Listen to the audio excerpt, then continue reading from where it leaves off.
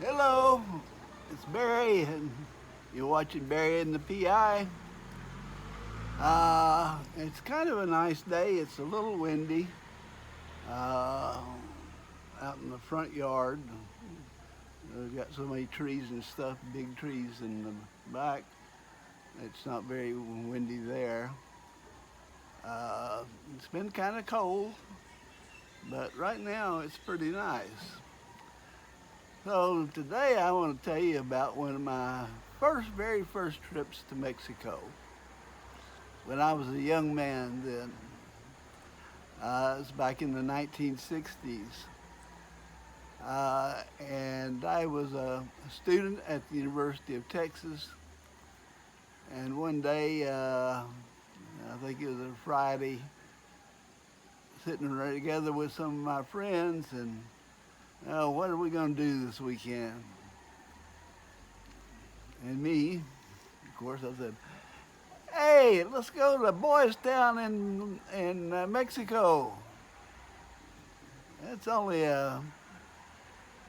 maybe a 3 hour drive uh, down there." So I said, "Yeah, that sounds like a good idea." And I had the car, so that's where I was doing the driving. Uh, so we headed out for Laredo, Mexico, and I think it's Laredo, or either that or Reynosa. Um, so we all piled in my car and took off. I This was one of my first trips to it. I knew about the Boys Town all along the Texas-Mexico border. The smaller cities on both sides of the borders. Laredo is a pretty good sized city.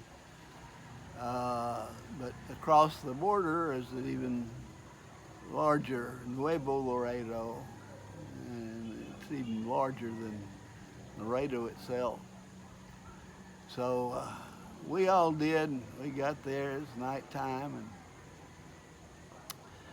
we we just headed right across uh, and went into the Boys Town, which is the red light district in Mexico. That's where all the boys go. So we headed over there, and there was several really nice clubs there. And we stopped at one. We all went in and sat down at a nice big table, and pretty soon there was I think four of us. So four lovely young ladies were brought out and sit down with us. And one sitting with me was a really pretty girl. She was kind of young. I think she was about 18. Um, and we chatted with them and bought them all drinks and everything. And later on, I asked my young lady if she wanted to go to a more private setting in one of the rooms back in the back. She had one. It's a nice room, comfortable bed, and we had a good time there. And I could tell this little girl liked me. Of course, I was much better looking then in those days, and we had our did the business, and I asked her how much do I owe you, and she said, "Whatever you want." So being cheap Charlie Berry, Remember, I was a student at this time. I gave her $5. And she was happy with that. And then we joined back with the others and drank some more and stuff. And I was trying to figure out how could we smuggle this girl back across to Texas with me. I would have tried it if I'd been by myself.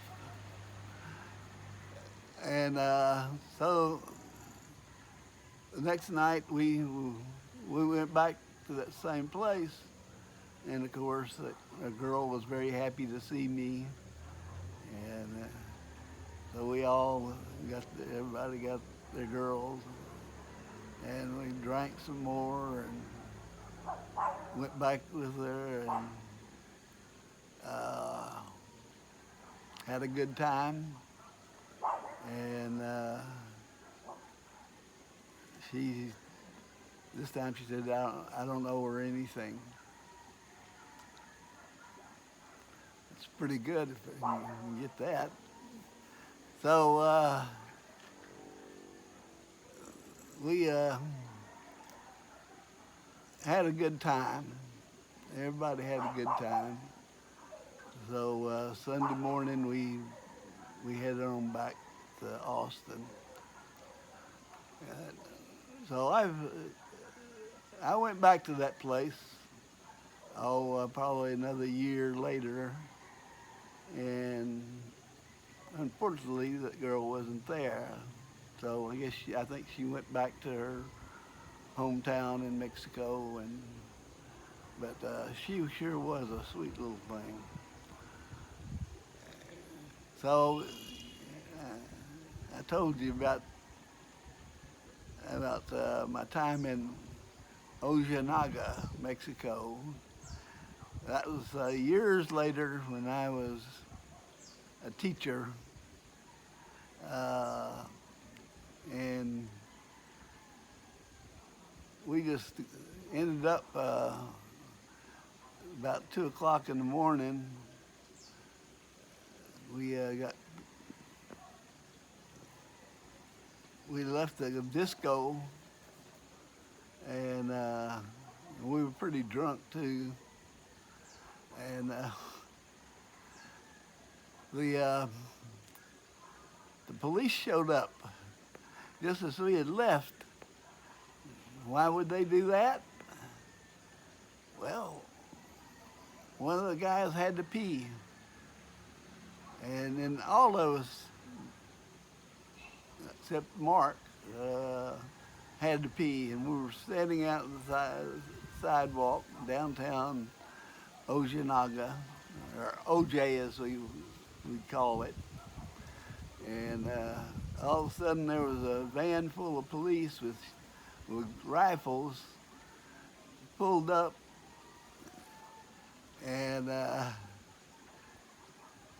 rounded us up, threw us in the back of the van, paddy wagon, I guess you'd call it. Now, Marcus was the only guy that could speak Spanish, and he wasn't peeing, so they didn't arrest him. And we told Marcus, you follow us, you better come up there to the police station.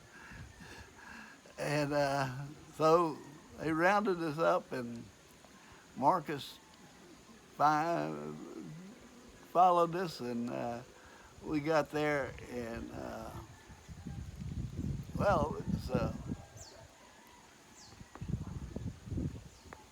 we checked it around, and all the money we had with us was about $50. And seems that they said they wouldn't have arrested us except some girls had come out of that disco and saw us down there peeing and called the police. And I said, yeah, they saw our big American penises and it frightened them.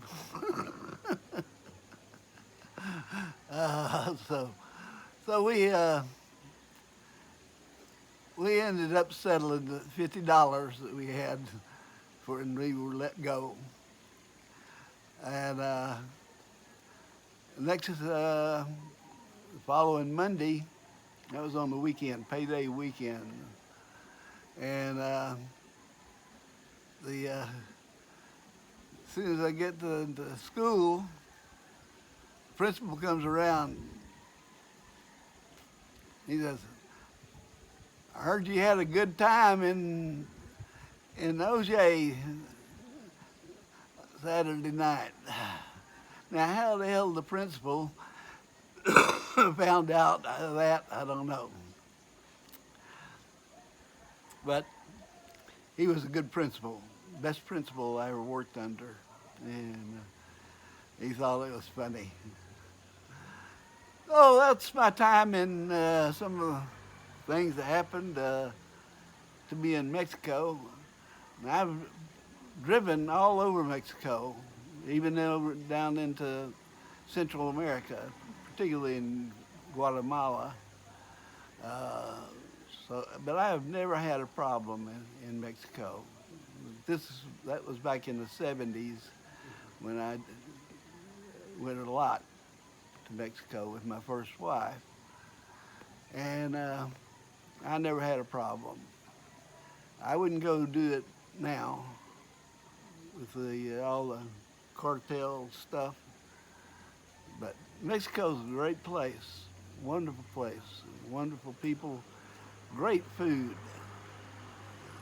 That's my second favorite food to Texas food. And anyway, I hope you enjoy this story, a little part of my past, shady as it may be. So y'all have a great time, and y'all stay safe, get vaccinated, take care of your pets, your family, and your neighbors if you can. And so I'll see you again probably tomorrow. I'm going to try to get my wife to take me down to look at the Taal volcano and see what's going there, and maybe Tagaytay City Market. All right. Hope you enjoyed this, and see you later.